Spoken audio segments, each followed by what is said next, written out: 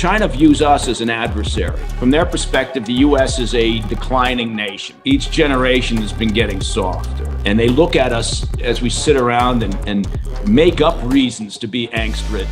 Because we've got so much time and essential luxury on our hands that we can all sit around and complain about bullshit nowadays. So they always look at everything, foreign policy, economics, security, in their own best interest. Just to cut to the chase, Mike, how does this play out in your mind in the next 50 years? If there is a victory, how does that change the world? If China gets to the top of the food chain, I don't think they're going to be quite as generous as a regime.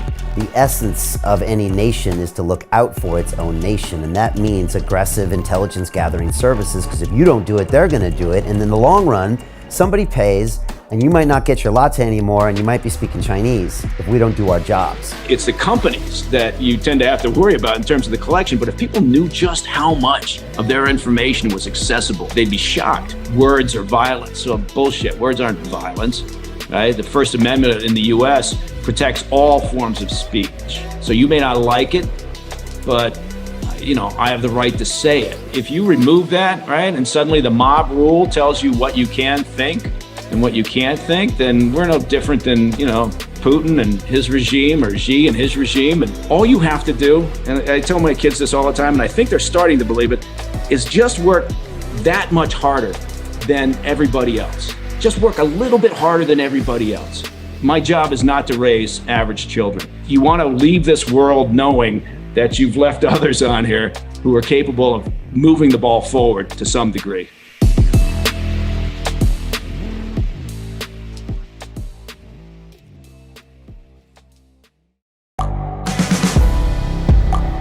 The world is changing. Inspiration is everywhere. It has never been so easy to connect, share, and bring people together. We're learning from others and finding the best in ourselves. Challenging our beliefs. Sharing our vulnerability. Overcoming our fears. Transforming ourselves so we can transform the world. How far can we go? This is London Real. I am Brian Rose. My guest today is...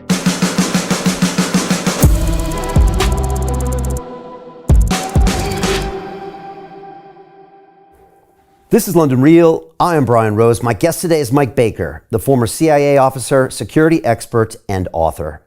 Your career began in the United States Marine Corps in 1979, where you served as an infantry officer. From there, you joined the Central Intelligence Agency and spent over 15 years working predominantly in covert operations and counterterrorism. You frequently appear on CNN, Fox News, and MSNBC to discuss intelligence and security issues, while you've also served as a consultant and advisor to various government agencies, including the Department of Defense and the Department of Homeland Security.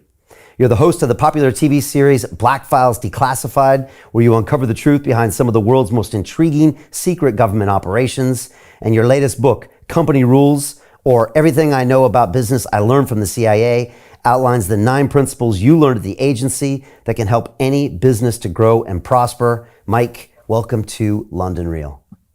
Thank you very much. I appreciate it. But now I've got to make one quick correction to that fantastic introduction. One is that I was never in the Marine Corps. I don't think I was tough enough to be taken into the Marine Corps, frankly. So no military service. I went straight into the CIA, into the operations directorate, and spent the better part of 2 decades overseas with them. But God bless the U.S. Marines. Yeah, that's for sure. Well, good, because I got a couple questions today about all of your experience with CIA. I loved your various episodes on Rogan, and you kind of telling people they get to see on the news what's going on in the world, and you can always tell people what's actually going on. And this week I was preparing for this show, Mike, and all of a sudden a headline flashed across my computer, and it was on the Wall Street Journal, and it showed something that was happening in the South China Sea, and I thought of you immediately. And I think it was this little reef area that in 2006 was literally just a bunch of rocks.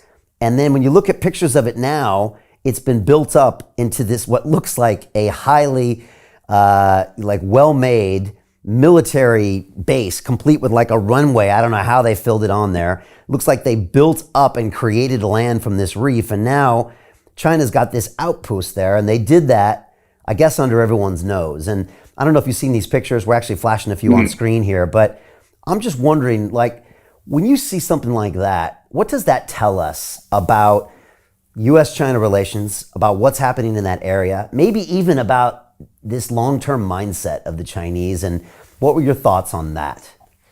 Yeah, well, I think you pointed to the most important thing, which is the long-term mindset of the Chinese. So when you start talking about the Chinese regime under Xi, right? We're not talking about the Chinese population or their fantastic history and culture and all the rest of it. We're talking about the Chinese regime and led by Xi, who is now their longest serving leader going back generations. You have to understand that they view things differently than the West does, right?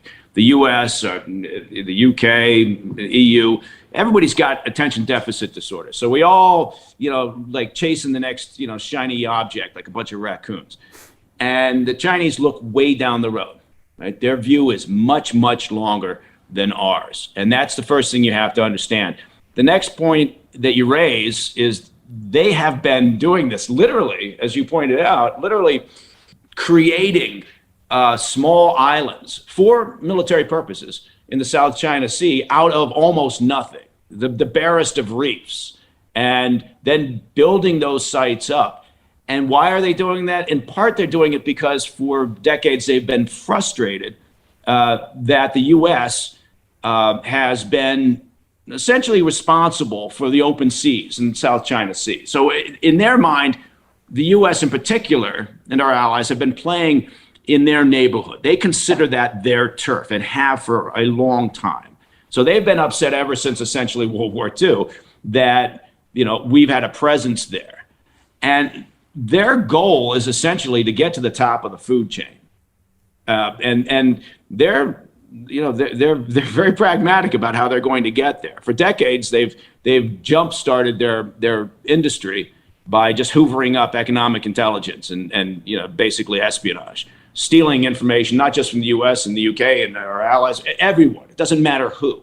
Hoover it all up, and then eventually, because they've got the resources and the motivation and that long view, they find whatever is going to benefit the regime, the pseudo-independent, but they're mostly state-owned companies. And that's what they've been doing to accelerate their progress towards what they believe is their rightful place eventually at the top of the heap. Right. All right. Well, look, I want to talk more about that. Let's talk the location first. So South China Sea, like you said, after World War II, the U.S. Navy has pretty much owned, controlled, and provided safety to all shipping routes in all the seas around the world. And I remember reading an article by some guys at a company that used to be called Stratfor, I think out of Texas, where it basically said the Navy does it all for free. They give you this safety, which is this amazing commodity. But in return for that, I guess we run the seas. And it's this weird implicit agreement that all these countries had that, yeah, we patrol them, that we provide the safety. But China doesn't like us controlling the seas in their backyard. And I'm guessing they also potentially don't like Taiwan, which is right in the middle of those seas. And so why is that area ultra important with, again, potentially all this semiconductor knowledge in Taiwan? Right. Yeah. There's a lot to unpack there, but essentially, if you imagine from their perspective that we essentially are in their sandbox, right? And we are, right? Yeah. And that's how they view it. It's their turf, and that's the same way they view Taiwan. So moving on to Taiwan, there is no separation. It's not as if they look at Taiwan and say it's an independent nation, and but one day we'd like to have it.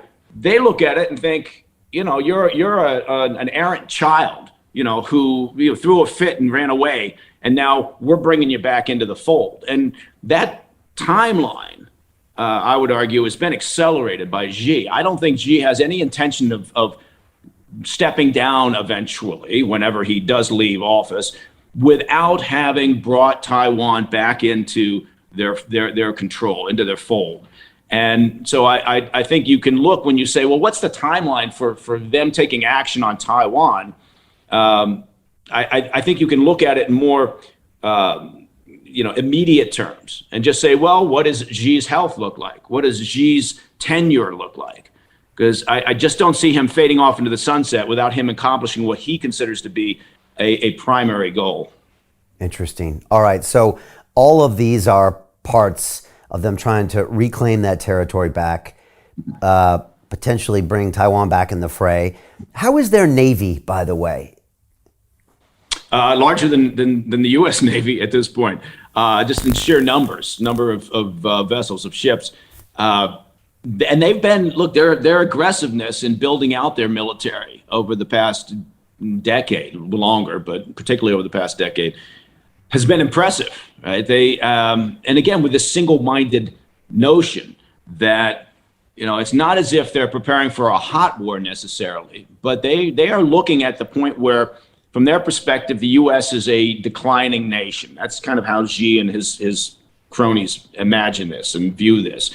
And so they want to be prepared for that day when, again, they take that last step on the ladder and get to the top of the food chain. So we have never really dealt with China in a particularly pragmatic manner. We've always, from a business perspective, we've always imagined it to be this holy grail, right? Every company chases business in China because, oh my God, I want that market.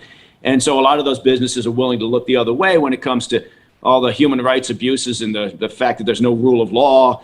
And so, but from a foreign policy perspective, I'd argue we've never really gotten it, spot on when it comes to China, and the current U.S. administration looks at them and thinks, well, they're a competitor, but they're not really. China views us as an adversary, and we should be doing the same thing. Again, not because we want the missiles to fly, God forbid, we definitely don't want that. But we have to understand how they think. We have to understand what their perception is and why they do the things they do. And so, just to cut to the chase, Mike, how does this play out in your mind in the next 50 years? Like, who wins, or what are the important decisions that need to be made? And then, if there is a victory, how does that change the world? Well, look, I know that, the U.S. takes a lot of heat, and I'm a dual citizen, U.S. and U.K. citizen. I know the U.S. takes a lot of heat for its actions around the world. But I spent the better part of my childhood and my adult life overseas in a lot of different environments. And while the U.S.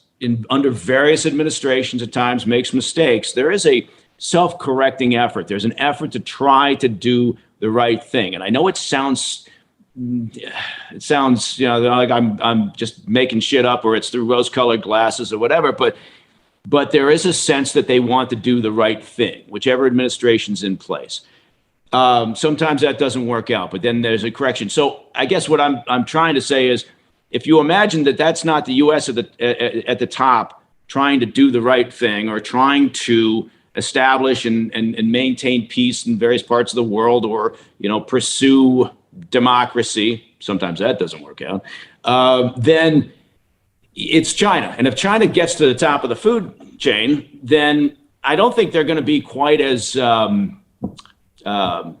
generous as a regime goes. And I don't think that's going to be their first concern. The Xi regime, and every Chinese regime, acts instinctively and definitively in their own best interests all the time, right? They never look at this like it's a community of nations. They always look at everything, foreign policy, economics, security, in their own best interests, right? Every nation does to some degree. The U.S. certainly does, but the U.S. is always the one that apologizes for it, it seems, which is an odd thing. Anyway, I don't want to disappear down that rabbit hole. Yeah, like I was about to say, a lot of people would look at U.S. foreign policy and everything since Bretton Woods and say the petrodollar, and the U.S. would say, well, the U.S. is looking out for themselves. But I think I know what you mean. Maybe there's a slightly different spirit there when you look at those things. Let me ask you about a few things. I want to ask you about the spy balloons. I want to ask you about the Belt and Road Initiative, because maybe not everyone knows what that is. And then, like you said, the espionage, the stuff with Huawei and all these other things. Maybe just bring everybody up to speed with some of the things that China is doing globally that maybe we should keep our eye on. Yeah, I think the spy balloon situation was an interesting incident, but it's a good example of kind of how they view the world, right? I mean, everything is of interest to them, and it's of interest to them because it may benefit their economy, it may benefit their regime, and so when we talk about economic espionage, the number one perpetrator of that is China, and has been for generations. Right? There's just no argument there. I mean, you can say, well, every country does it, but no, not every country does it to that degree, to the resources that they do. Whether they're taking information via just academic institutions, whether they're doing it through attendance at conferences, whether they're straight up using human and recruitment of sources overseas to steal information, whether it's signals intercepts or it's capturing images, as with the spy balloon. They use every trick in the book, and they've been very aggressive and continue to be very aggressive in how they do this. And that's important to understand because we're talking about almost an unquantifiable amount in terms of losses to the UK, to the US, to the EU, to the West, in terms of lost opportunity, lost research and development, lost jobs over the years. So, I could spend all day banging on about, the damage done by the Chinese regime. And again, people always say, right, you can't, no, I'm not talking about the population of the people, right? I've spent a lot of time over there, and I have a great deal of respect for the population, the culture, the history. But it's the regime, and nobody has locked down that country more than Xi over the recent past. What he's done in terms of squashing democracy, the abuse of the Uyghurs and others, the kind of squashing the last remnants of a rule of law, has been pretty impressive. Building up his internal security services, so it's an impressive effort that he's been making, in part to secure the Communist Party's power for the long-term foreseeable future. Anyway. Just on Xi real quick, are you surprised he's gone that way? Because, they've had so much success opening themselves up in a quasi-capitalistic way. I mean, you could argue that's why it grew so much. Maybe you go back to Mao for that, or his predecessor. But, when you see him turning, or when I see a lot of this, I'm wondering, is he making the right decision, or was this the inevitable conclusion of consolidating power, kind of Putin style, that any regime would do? Yeah, it's a really interesting point. I think there's a lot to be said for that latter point that you just made. It may be sort of the inevitable path that is always taken by that type of government. But I think in part it was also driven by some concern. Look, Xi's no different than Putin in the sense that the one thing that they worry about is losing control of the population, right? And in China, there was this sense, I believe, growing within the regime that, maybe their population had hit that ceiling. There was no more advancement, right? There was no more place for them to go. This illusion that they had created about, oh, well, look at us, everyone's becoming middle class and upper class, and it's not going to happen, right? You got massive ghost towns made up of just spoof construction projects, right? Just to keep people busy, right? With no occupation, nothing in them. And so I think there was concern growing, which then means, okay, we've got to deal with the public in a different way. Maybe that means we've got to drop the hammer and tighten the screws a little bit on well, I'm just mixing my metaphors, on the population. So I think there was that element as well. So it's not surprising. Xi is a very smart individual, and he so far has done a remarkable job of maintaining a very tight control over the Communist Party, the military, the intel services, and the population. Yeah. Let me ask you something, Mike. The technology, the state it is today, I'm just wanting your opinion. They've got the 5G, they got the face recognition. Obviously, they locked down the WeChat and the monetary system. We've heard about their CBDC they've rolled out to 80, 100 million people. And from what I've heard of people that are pretty deep in the CBDC game is that it's pretty advanced and pretty oppressive. Just curious, from your point of view, could Xi have done this, in 2000? Or does it require this force multiplying technology to be able to do what he's doing? or maybe even the threat that that technology could exist to the population to do it? Or am I totally off? No, I think you're spot on. I think obviously it's just to keep throwing out trite phrases, it's a double-edged sword. There's an upside and a downside to technology when you're talking about security, right? The ability for the population to move information or to acquire information, right, has increased.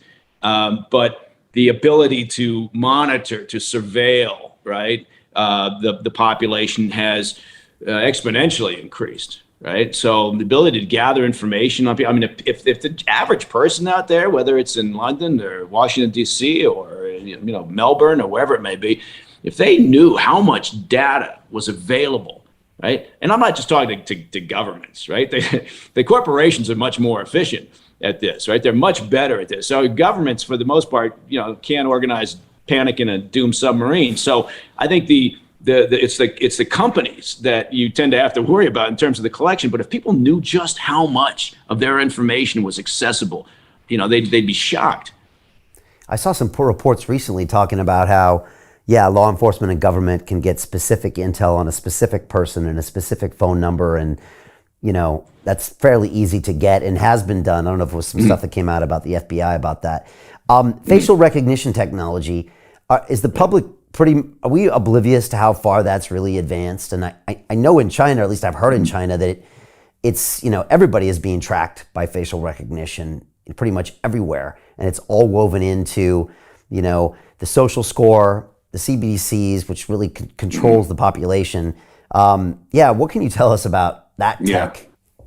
Yeah, it's really advanced over the past even half dozen years. Its capabilities are remarkable. I mean, here in the U.S., it's used for security purposes at picking a major event like the Super Bowl or an inauguration, and the ability compared to, I remember when the technology was just developing, right? And it was, you'd look at it and you go, okay, that's nice, but I'm not sure I see the application for it. And now, from a surveillance perspective, from a crowd control perspective, from counterterrorism, it's astounding. Without going into gruesome sources and methods and operational details, it's remarkable what can be done. And in the wrong hands, meaning in a despotic regime that doesn't care at all about civil liberties or human rights, it is from their perspective, a marvelously effective tool. Can they track facial recognition with masks on? I heard they can do that. And I heard that there was even cadence recognition. Like they were doing that in China, like how you walked. Yeah. Everyone's got a certain, it's not quite as singularly unique as fingerprints, but people have, certain movement. You used to, in the old days, what am I, Wilford Brimley? In the old days of surveillance, you'd be out on the street, right? And, you would, you're looking for things, right? When you're looking to follow a target, and you've got a lot of assets out on the street, right? You've got multiple surveillance teams, and you're doing this in perhaps a denied area, or you're just trying to ensure that the target doesn't tweak to your presence. You're looking for a variety of things, and gait was always one of those, right? Or sort of the way, the cadence of a person's movement down a street. And then lots of other things. Shoes, right? Why? Because people can change their jacket or their hat, but they're not going to typically change their shoes during the course of a meander if they're looking to spot surveillance. But anyway, I digress. But yes, with even wearing a mask, and this was advanced uniquely during the pandemic, when that became, obviously more of an issue. But because of the number of points of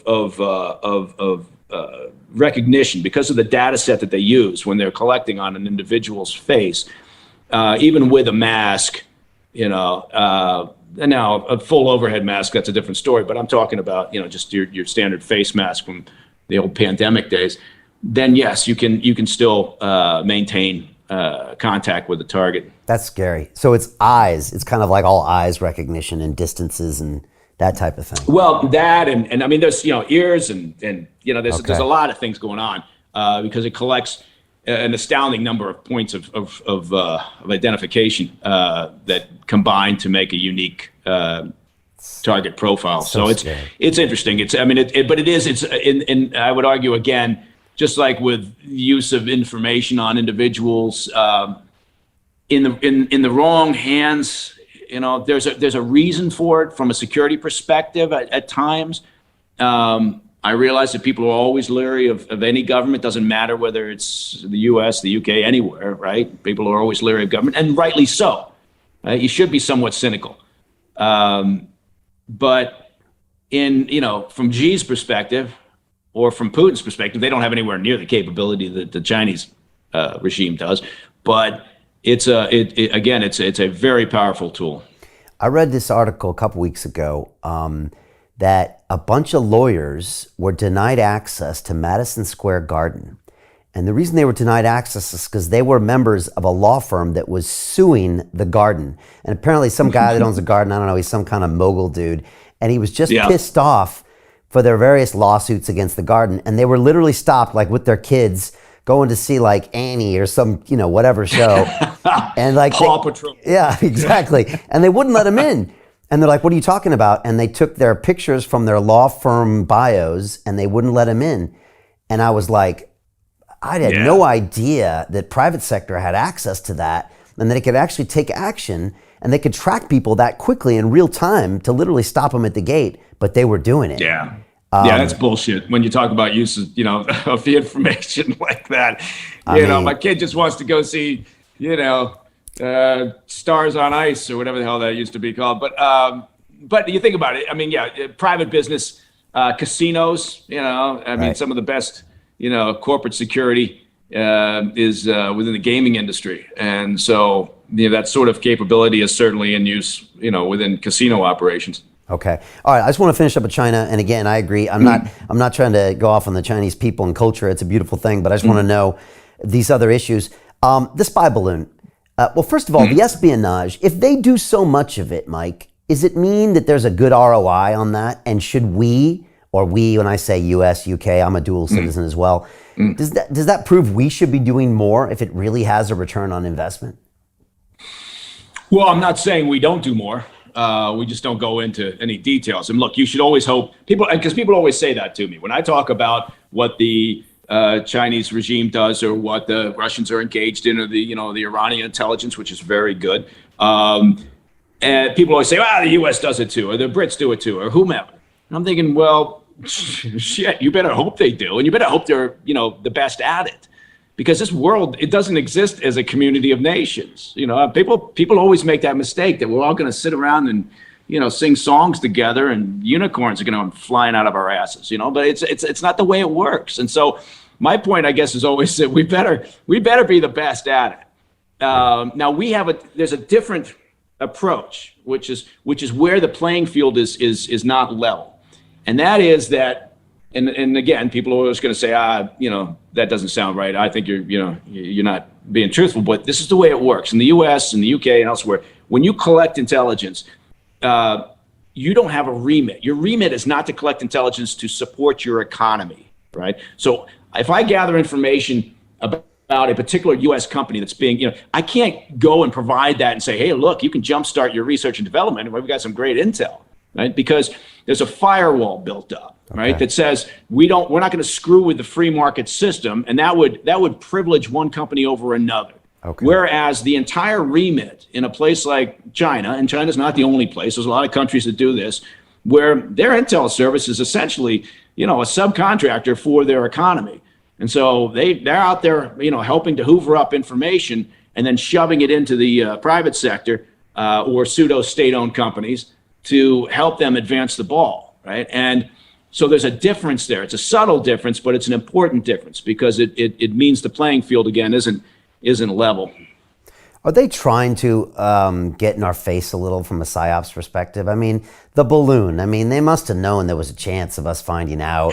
On this article, the Journal, they're flying their jets within 20 feet of our jets out there in the South China Sea. Is there some of that, or is that not really their style? Are they just trying to grind us out slowly, like burning the toad in the in the pot with the water. You start off and you just slowly turn the temperature up until we don't know what hit us, and by 2170. I don't know. What do you think is happening there? Yeah, I think it's interesting. I think it's very complex, the sort of their perception of intel gathering. They operate on many levels, right? So people say, well, why the hell would they use a balloon when they've got satellite capability and or signals intercepts or whatever it may be? Well, it's you use all the tools in your kit bag, and they happen to have a fairly robust airship recon program to gather a variety of types of intelligence. Did they imagine that there was a chance that we would spot that balloon? I'm sure they did. Look, they tend to be very smart in the way they gather intelligence. Were they embarrassed by the incident? Probably slightly. Did they ultimately not care? I don't think they cared really. And I think in a way, there were some folks that thought maybe they were sending a signal, that they were trying to, because there's complex when you talk about Chinese diplomacy and the relay of messages and what they're thinking. They tend to work in ways different from the West, right? We're going to write a communique or a harshly worded note or arrange a meeting, and oftentimes they're doing things more indirectly, right, through actions or subtle messages or sidebar conversations, whatever it may be. So I think that all those factors were at play here. They're not going to stop. Look, there was a period of time, I think it was 2015, I think, when Obama and Xi supposedly came to an agreement, that China would not engage in cyber shenanigans. And of course, all they did was, step up their game. So they don't really care, right? Because again, in part, they view the West as a declining part of the world, and they view their rise to the top as inevitable at some point. There was this fascinating documentary a couple of years ago. I don't know if you saw it, but it was about a Chinese car company that opened up a plant in America, and they were trying to revive some plant. I think it was in Michigan or something. And by the end of the movie, the Chinese are just looking at these Americans and they're just like, you big, fat, lazy people. You can't do anything. You get angry when we tell you to use your bare hands to clean up the glass and all this stuff. And it was just this fascinating look on their culture versus our culture. And they didn't. They looked at us as this declining nation that was at the end of it and wasn't willing to do the hard work, the hard graft to build. I don't know if you saw that, but is that kind of the attitude? And are they right, Mike? Yeah, more importantly, are they right? Yeah, look, I don't want to disappear down that rabbit hole, but I have a theory that says that every generation here in the West, and I suppose specifically I'm talking about the U.S. now, in terms of softness, right? But I think every generation in the West wants it to be easier for their kids, right?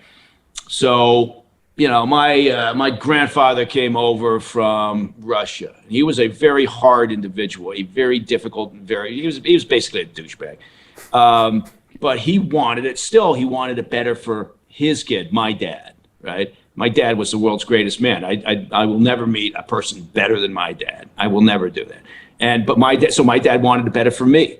Well, I got kids, right? I want it better for them. Eventually you get to diminishing returns, right? And things, because we're not out working and collecting clean water and hunting down food or the rough equivalent, it gets so easy that yes, we get very soft. And so you look around and I know a lot of great young people, right? A lot of them who are in or served in the military and are fantastic, right? So I'm not one of those people that says, it's just generation sucks, right? Or this new generation, but I do think collectively, each generation has been getting softer. And I think that that's a real problem. And I think that is certainly how the Chinese regime views the West. And they look at us as we sit around and make up reasons to be angst-ridden, right? Because we've got so much time and essential luxury on our hands that we can all sit around and complain about bullshit nowadays. So it is interesting. Yeah, we can all sit around. And Maybe it's not. People might be listening and going, "That's not interesting." Sorry. Yeah, and you kind of hinted at this, but I'd love for us to talk about it. You kind of, we have this new generation of I'm a global citizen, and why do we need wars anymore, and why do we have to compete? But like you're saying, look, the essence of any nation is to look out for its own nation, and that means aggressive intelligence gathering services. Because if you don't do it, they're going to do it, and in the long run, somebody pays. And you might not get your latte anymore, and you might be speaking Chinese if we don't do our jobs. Like, is that message lost sometimes on, I'll say it, maybe the kids or the newer generation that are, that never saw a war? I mean, I grew up having bad dreams, Mike, that Russia was going to launch nuclear missiles on America. I watched that crazy television movie the day after. It scared the shit out of me for years. Yeah. And so, but these I hate saying it, these kids these days, but I'm a global citizen and But like, how do you explain that maybe that's not realistic, that there will always be nation states and they will always act in their own interests, and that there is no way of having just one global citizenry, or are we just grumpy old men? I think part of it is your experience, right? I think everybody bases their opinions on their own personal life experience, right? So like I said, I spent a lot of time in some unpleasant and challenging environments, and I have no, I'm not by nature a cynical person, but I've seen enough to realize that we're not a community of nations. We don't, we're not altruistic in every manner. We don't think of others necessarily first. It's not the human nature, and it's certainly not how nations work. So I think that the idea that somehow we don't need wars, we don't need borders, right? It's insane.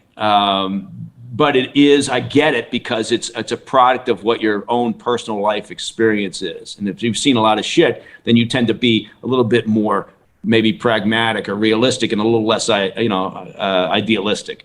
So I get why, people may think, or maybe younger folks think, and look, honestly, I've got a daughter who, when 9/11 hit, right, she was, I don't know, that's new math for me, but she was 7 years old, right? Old enough to understand that something bad, really bad had happened. Then she grew up, right, through the war on terror, not to mention 2008 recession, not to mention the housing crash, not to mention. So there's a generation that has seen a lot of trouble, has seen a lot of strife, and particularly those that served, whether, in the British military, the U.S. military, or our allies, whoever. And so they have seen a lot of strife. They tend to be more realistic, right? So that's what I mean by you can't just paint any generation with one big broad brush, right? It's. I know a lot of people of my generation who are complete douche nozzles. So yeah, no, I'm glad you say that, because you can't, and there's a lot of incredible young people that are doing amazing things with great perspectives. By the way, I should have asked if I could swear on this show. Sorry. I normally don't, but I guess you got me doing it. So I apologize. So speaking of wars, we've got one just around the corner from us. It's shocking to me how close it is to the UK and how hot this war is. I mean, you wouldn't know it by looking at me, but in my spare time, I like to do some breakdancing. And I follow some of the young kids that breakdance around the world, and one's this Ukrainian kid. And up until a year and a half ago, he was in Ukraine complaining about lockdown and COVID, and he was doing his thing. And now all he posts on his Instagram page are these harrowing scenes of, entire cities just blown out, of him in this, down in the subway during the bombings. And we have this whole thing going on over here. And so what do you see when you see this hot war happening right now in Europe's backyard? And what are the ramifications of it? Or is it just a distraction for China, which we should keep our eyes on? Well, we should be multitasking, to your point. And we should be smart enough and capable enough, competent enough to keep our eye on, multiple crises. The Ukraine conflict, look, it's interesting because, I mean, as an example, I had my boys over in London last summer for quite a while, and I took them to the Imperial War Museum. Love it.